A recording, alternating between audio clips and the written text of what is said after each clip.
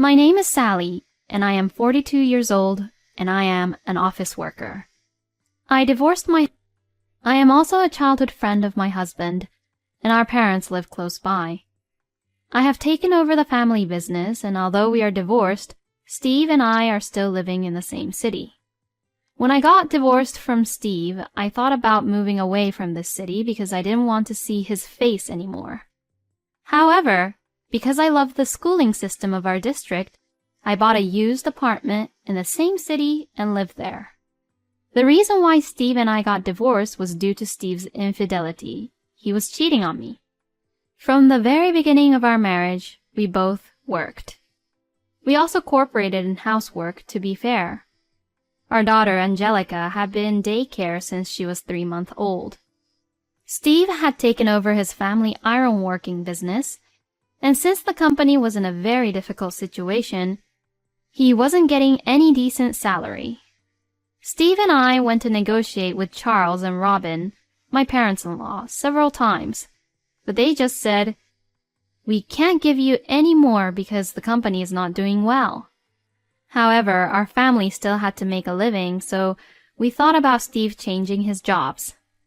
However, Steve would not actually take action of changing his job by saying, "If my parents ask me to do something, I can't say no."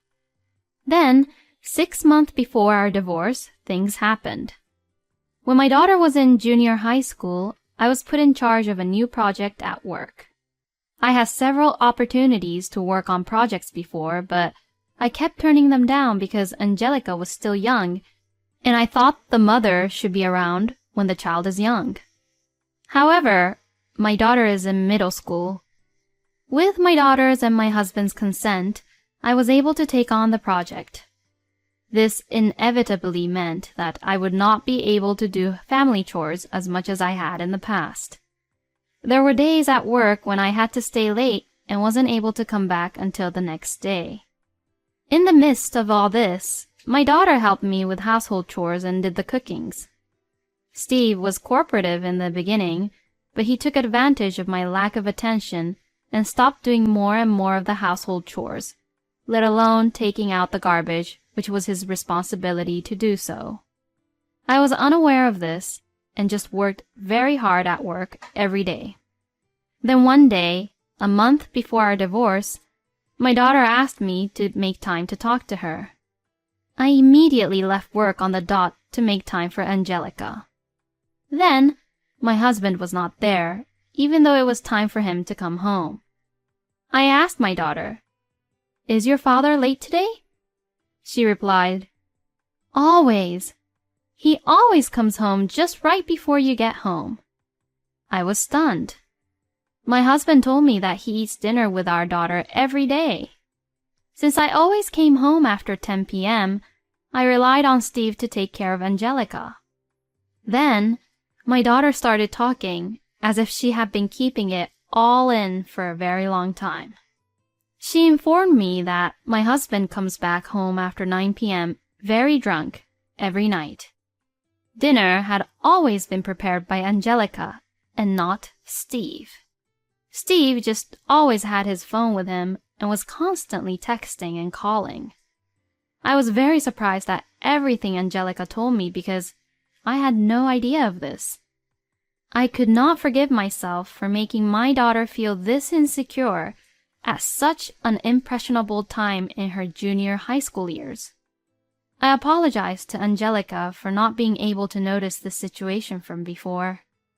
I also told Angelica that I wanted her to leave this situation to me to handle from now on. Now, how should I talk to my husband about this? I should gather more evidence. As if I am trying to solve a problem at work, one task after another came to my mind to deal with this situation. Angelica said, "Mom, you should just get a divorce from him soon. I don't want a father like him. He wasn't a father to me." As she said this, Angelica was so determined to cooperate and gather evidences. My husband, who made my daughter feel like this, is my enemy at this point. I immediately planted a tablet in his car with the GPS turned on. We will continue living as how we just normally did until we have the perfect evidences for divorce. A few days later, my husband left for work saying that he had to work over the weekends. The GPS worked, and it did a very good job. Steve's car went in the opposite direction from his office and stopped in front of a very busy and popular cafe. I immediately went to the cafe and succeeded in obtaining photographic evidence. After the cafe, I followed Steve on the expected course and was able to get more good pictures for evidence. And that night, I confronted my husband, who had deliberately came home in his work clothes with the evidence photos, and questioned him. Steve turned pale, and he was speechless. When I was talking to him about what I was planning for our future, I was surprisingly calm and nonchalant. I told him that I knew how he hasn't been taking care of Angelica and just forced her to do all of the household chores on her. I also told him that I knew that he has been just paying attention to his phone, rather his daughter, at her sensitive times. I also told him what I saw during the day. My husband apologized in tears, but I did not have the capacity to forgive him. Then I signed the divorce papers I had prepared and decided for both of us to go back to both of our parents' house to tell them of the news. When I told Angelica beforehand about actually divorcing her father, she agreed to it as long as I promised her that I would get the custody of her. From there, the things proceeded at a steady pace. My in-laws wanted us to work it out and to avoid the divorce somehow. But once they realized that Steve's infidelity was the cause, Charles and Robin stopped saying anything. When Charles and Robin were convinced, the situation proceeded at a faster pace. My parents said, "You are always welcomed at our place." But Angelica said, "I want to live with you, just the two of us. I will help you with the household chores." So, Angelica and I started looking for a place to live with just the two of us. We were excited to look for a place that was close to Angelica's junior high school and wanted to find a fully furnished and stylish place. Then, we found a very stylishly renovated used apartment. We both loved and agreed on that place. We decided to take the plunge and buy this place. Thankfully, I had a job, so we bought it with a mortgage, which was about the same price as the rent. Steve went back to Charles and Robin's place. From then, I really enjoyed living with my daughter and was happy to see that my daughter, who was so small and young, had grown up into a person who I could talk to about anything like a friend. A few months later, one day, while I was leading such a busy but happy life, I received a phone call from my parents' house. "Hey, Sally, Steve and Robin just abruptly came to our house. They are saying that they were trying to contact you but couldn't reach you. What should I do? Should I just make them leave?" I was shocked, but decided to head to my parents' house. I had indeed blocked all means of communication from my ex-husband, and I thought it was my fault that he couldn't get in touch with me. I rushed to my parents' house as soon as I got the call because it was only a 5-minute drive. When I arrived at my parents' house, my mother approached me with a wry smile. My mother said, "Hey, Steve came with Robin. What do they want from you now? They seem to have something on their mind." I was so surprised because neither your father nor I had any idea what was going on. I said, "I'm really sorry. I'll get them to leave right away." And as I said this, I went into the house. I entered the house and found the two of them sitting in the guest room behaving nicely. My father saw that I had arrived and spoke to them. "What can we do for you today? Even though I don't think there's anything we can do for you now." Then my ex-husband opened his mouth. Steve says, "I loaned your daughter Sally $20,000, so I want you to pay it back." I didn't know what he was talking about, and so I said, $20,000? I don't remember borrowing anything from you." My ex-husband replied with a disgusted look on his face. What are you talking about? I lent you $20,000 for the wedding.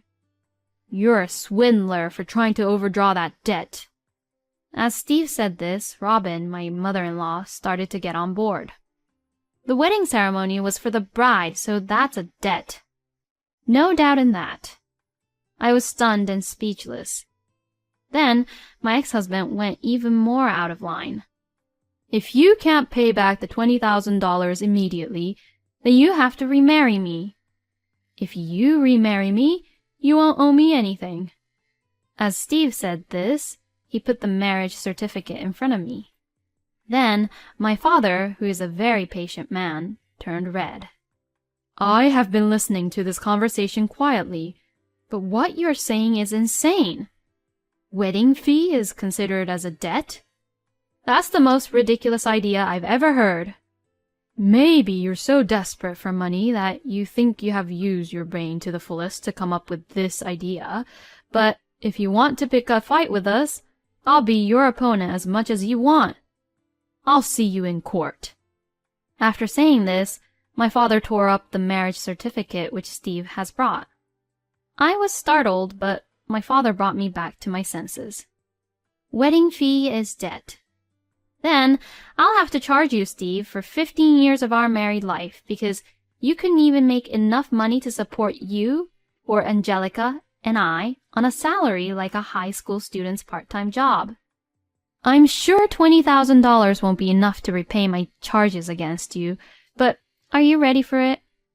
And to remarry you? I'm sorry, but I don't even want to see your face again. Remarry the woman who you were having an affair behind my back. Then my ex-husband said with tears in his eyes, I lost in touch with her right after we got our divorce. We were nothing so serious, so I don't have any problem that I cannot contact her anymore. Then my ex-mother-in-law opened her mouth. My son is not the only one to blame for the affair. I think it was the fact that you were always away at work, working, instead of taking care of the family in the first place.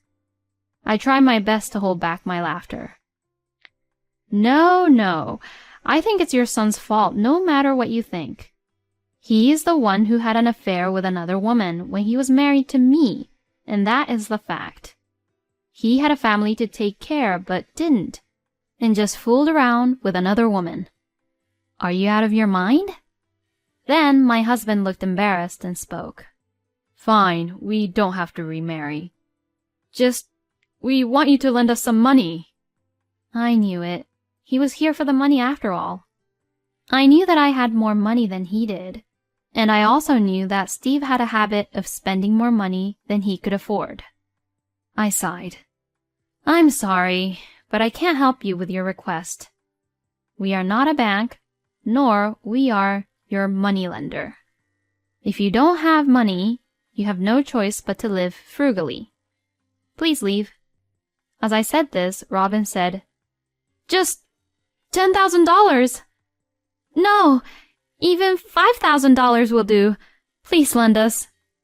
Our company went out of business and we can't make ends meet. When I tried to refuse, my father said and asked my mother, Sandra, please pack something to eat. Pack for 3 people. My mother willingly started to prepare. My father spoke. That's all we can do. We have taught our daughter to help people in need. But we didn't teach our daughter to do what she is told to do, but just to be a help and support. I believe and felt that our daughter, Sally, has grown up to be a very strong adult. Please take home these home-cooked meals for my wife today that I am so proud of. And don't ever get involved with my family ever again. And with that, he opened the door for them and urged them to leave. Steve and Robin just took the supper from my mother, which she had prepared for them, and left hurriedly. After seeing them off, my parents and I looked at each other. I started to laugh and said, What was that? I couldn't believe what had just happened now. I thought I was in some kind of drama on a TV show. My father replied, "It's probably much more spectacular than a bad drama on a TV show. Anyways, that's my girl. You've gotten so strong." My mother said, "You really have grown strong." I was so surprised, and I was very proud of what I saw today. What should I do now that I've packed all the dishes for dinner for them? She said this and laughed. To that, I said, "I'll bring Angelica now, and we can all go out for dinner.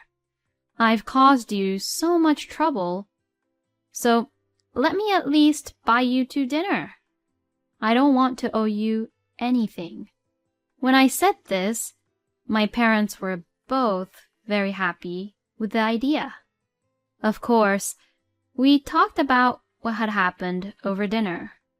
Later, I heard that my ex-husband's ironworks business had gone bankrupt.